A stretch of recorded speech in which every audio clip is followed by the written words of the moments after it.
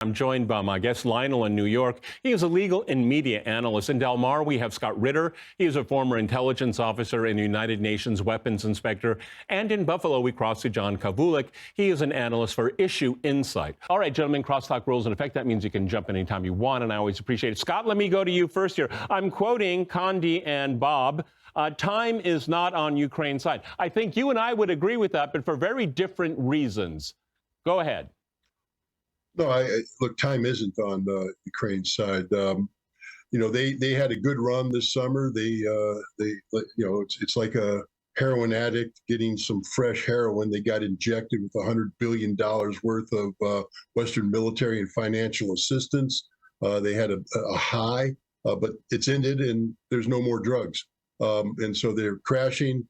Russia, on the other hand, has spent the last 4 months rebuilding its military capability. They just restructured their command staff to support large-scale, broad-based military operations that are going to begin very soon. Time isn't on Ukraine's side. Russia's getting ready to deliver the hammer. The West has nothing left to feed their Ukrainian junkie, and it's game, set, match. Okay, well, John, let me go to you. Basically the same question here. I mean, after $100 billion plus, and for at least most people in the West, it's a stalemate. I wouldn't agree with that assessment, but nonetheless, what is another $100 billion going to do? I mean, Condoleezza Rice and Robert Gates, they essentially say, keep funding this war. Towards what end? What does victory mean? What does defeat mean? Who's the winner? Who's the loser? Go ahead, John in Buffalo. You've asked for definitions of terms that have been elusive since the 24th of February of 2022.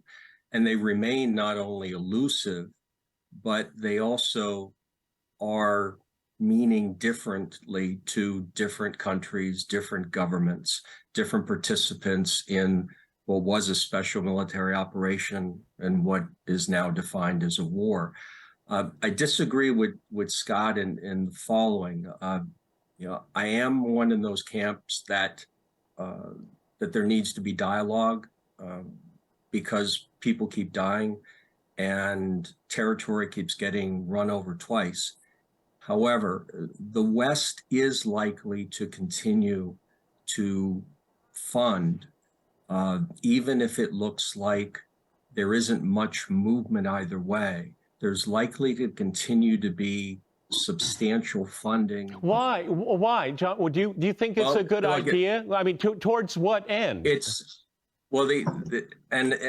the definition of end, and I'm sorry to keep giving these that they're elusive definitions, but for countries, some countries outside of Ukraine, some members of NATO, they do believe that the end means the territorial borders of Ukraine as they existed in 1991.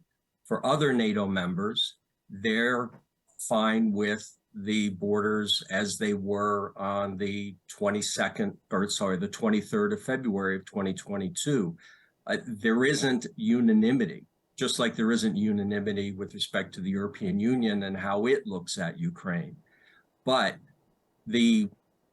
what we have in Ukraine is now become a very, very big business. Well, we can agree on that. And I would say that that's one of the reasons why Condoleezza Rice and Robert Gates wants us to go along, because of their connections with the arms manufacturers. It's really good business at the expense of America's great friend, the Ukrainians. It's really quite sickening here. Let me go to Lionel in New York. Lionel, apparently a member of Congress wants to erect a bust of Zelensky in the House of Representatives. How do you feel about that? Well, I can't say because this is a family show. Okay. May I just say something right now? I want to imagine a thought experiment. We're going to the future 25 years from now. I hope we're still here. And somebody asks me to explain the Russian-Ukrainian military operation. Why did it happen? Who was behind it? What was the information? And I happen to have a list of all of these leftist, crazy Putin apologists who came out basically asking whether this was a wise thing to do. William Burns, Condoleezza Rice, Bob Gates, Barry Posen, posting in Foreign Affairs, Henry Kissinger, John Mearsheimer, the Great, Jonathan Paul, Noam Chomsky, Mr. Ritter, whom I respect, the late Stephen Cohen, Colonel Douglas McGregor, and the granddaddy of them all, George Kennan, the expert, the author of Containment. Everybody since day one said, what are you doing? You know, Lionel, I'm sorry, you could have put me on the list because I was saying it months before it happened that this is what we were going to get. And with the wisdom of YouTube, just took it all down. So there's no historical record that I actually said it. OK, keep going. But it goes without. Go ahead. But it goes without saying. But here's what I'm saying. I'm looking at this just almost as a doctor looks at a patient. I'm looking at the pathology reports, the laboratory. What are we talking about? And by the way, I've got to tell you this. In my country, more people know about the various iterations of Star Wars galactic unions than they do NATO. In fact, when I have this with me, I know it sounds corny, but when any of my friends talks about this, I said, here, point to Ukraine roughly.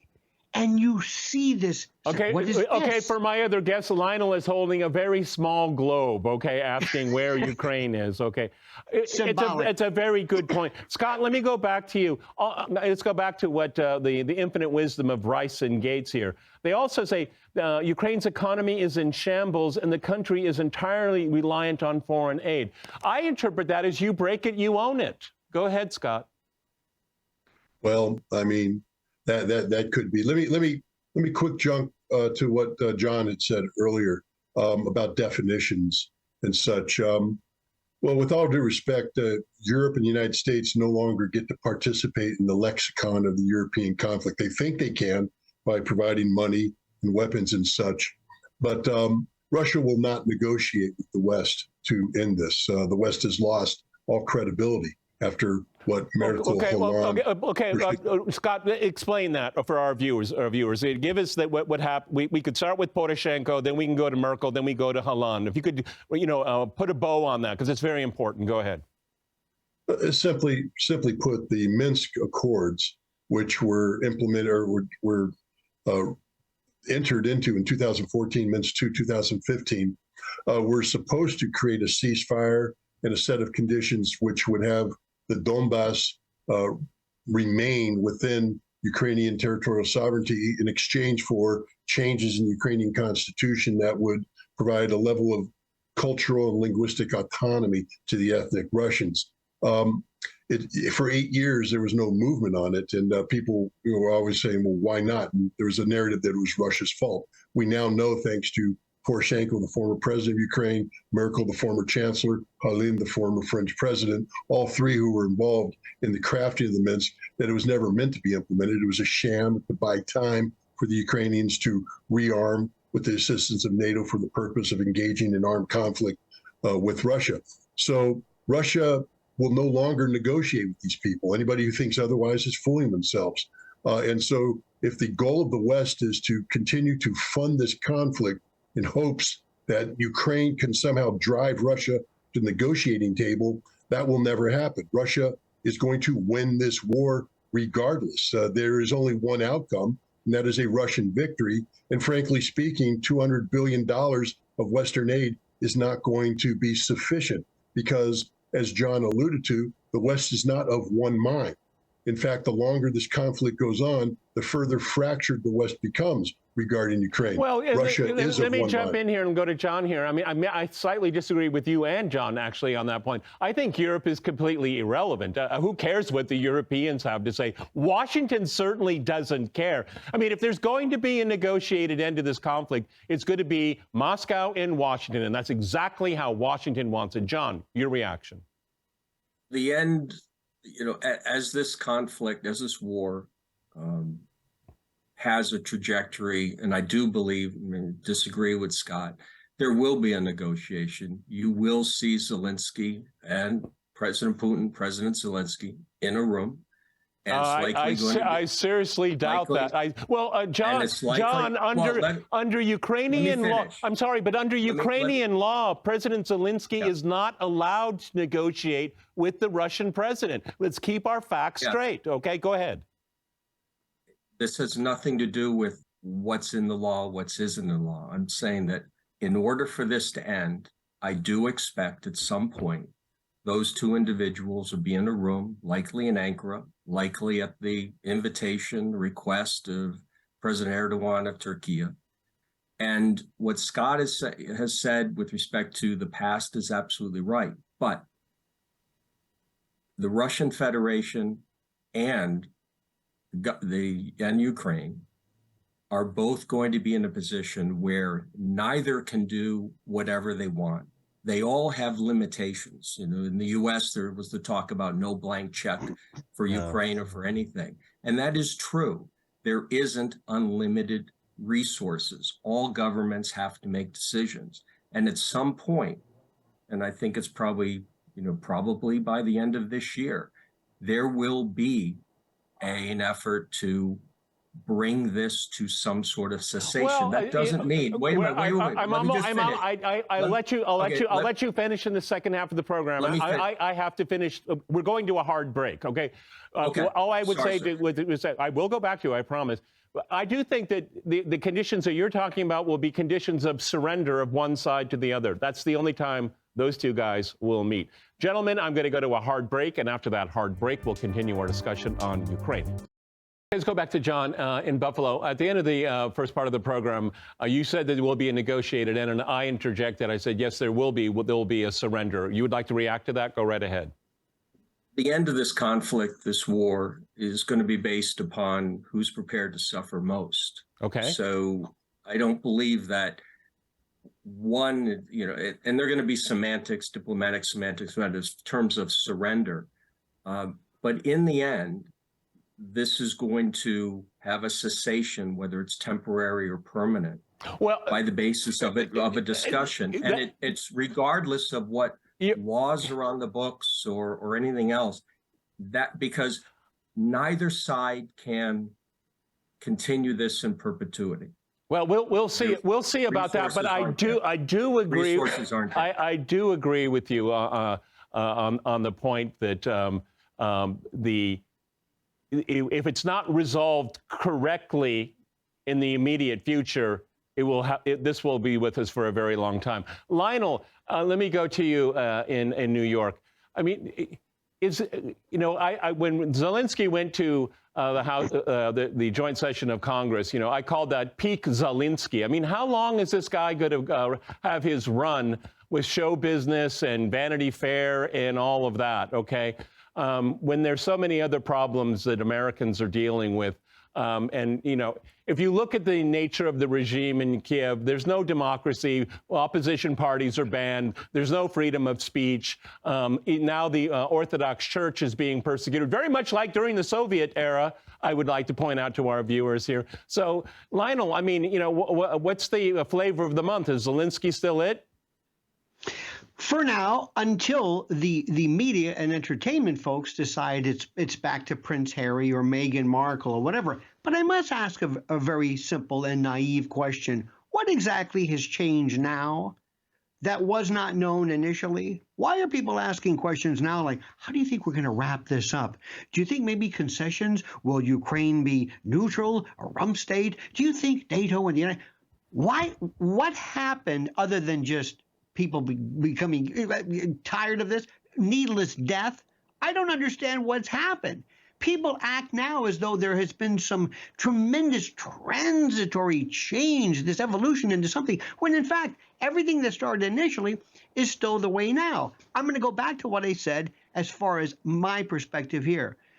This is a movie line. This is a character. This is a hero. And this is not in any way meant to degrade Mr. Zelensky. I'm telling you, he is a media creation here, and nobody knows anything. They can't find Ukraine on a map. Let me also say something very quickly. In 1962, in the United States, 90 miles from Florida was a place called Cuba. And the world was about to go to World War III over missiles, which basically was about Turkey, but it doesn't matter. We have the Monroe Doctrine. We understand specifically the idea of territorial compromise and territorial encroachment. So why this is difficult for people here to understand, at least the issues, I will never know, sir. Well, Lionel, one of the things I've noticed from my faraway perch is they're trying to frame this as like a World War II good guy, bad guy thing. And there's this very, it's not nuanced. It's Manichaean, unprovoked. Well, I mean, there's a lot of history prior to the beginning of the conflict, which the mainstream media is not interested in. Scott, and I want to bring up an issue you and I have talked about numerous times, and it's something that John alluded to, is that when this conflict comes to an end, the Russians are going to make sure it's not going to happen for a very, very long time. Not 2 years, not 5 years, not 10 years. It's going to be a lot more permanent than that. Go ahead, Scott. No, absolutely. That's why there will be no negotiated settlement, because a negotiated settlement implies compromise, and there is no compromise. The chance for compromise was back in April when Russia was sitting down with the Ukrainians in Istanbul. But Boris Johnson intervened on behalf of NATO to shut it down because NATO thought wrongly that Russia was weakened, that Russia couldn't sustain this. They injected billions of dollars in an effort to pump Ukraine up. That has run its course. The final elements of the 300,000 are completing their training. They're soon to be deployed.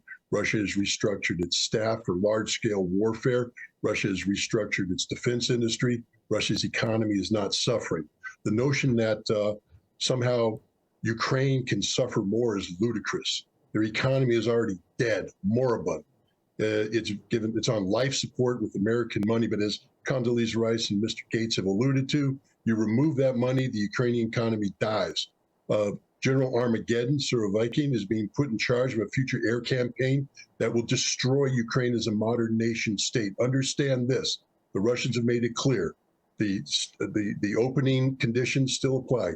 Demilitarization and denazification. Demilitarization is about to occur. The destruction of the Ukrainian armed forces. Denazification occurs with the death of the Zelensky government. And that will happen at the hands of an aerial campaign sustained, strategic in nature, that will destroy Ukraine as a modern nation state. There will be no negotiated end. I don't know how many times I have to emphasize this. In the end, there will be a Tokyo Bay type solution. September 1945, the USS Missouri, the Russians will come up with something equivalent, and a defeated Ukraine will crawl and be compelled to sign a document of unconditional surrender. This is how it ends, not because Russia wanted it to end this way, because NATO forced Russia to seek this kind of solution. You know, John, how much more do you think the West will escalate? Because, you know, they've depleted their stocks of weapons. They have to start making new ones. Making new ones takes a lot of time. These are very sophisticated systems, training people up here. Meanwhile, the campaign is raging on the battlefield here. I mean, unfortunately, there's only one really big, important high card the West can play, and you know what that is: nuclear weapons. Because when you have Condi Rice and Bob Gates saying, you know, we cannot afford to lose this, they're escalating this. They are escalating, and they're threatening to escalate. This is the foreign policy blob speaking. John, your thoughts?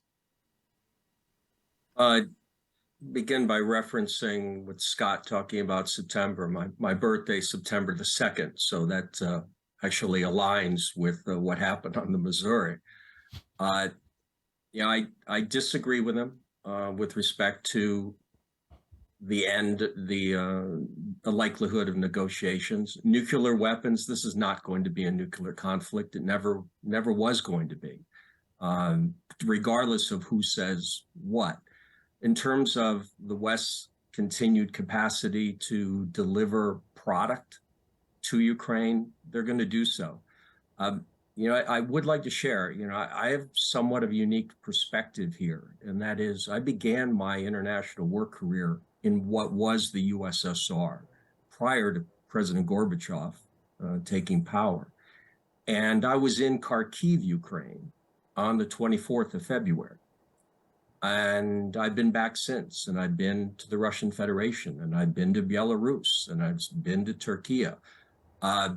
So having an ability to look at the consequences commercially, economically, politically, militarily of what this conflict, what this war has begot with respect to other countries, whether it's frontline NATO countries, frontline non-NATO countries, or other countries, and within Ukraine. I disagree with Scott in terms of the Ukrainian economy, collapsing.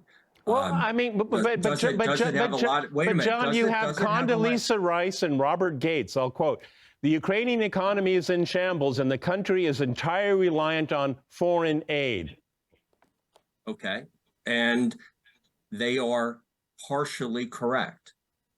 There is and there remains a private sector in Ukraine, and I'm not. I'm sorry, but are you talking about the black market? Because that's basically what they have. No, I'm not talking about the black market, and that's just a statement not based on reality.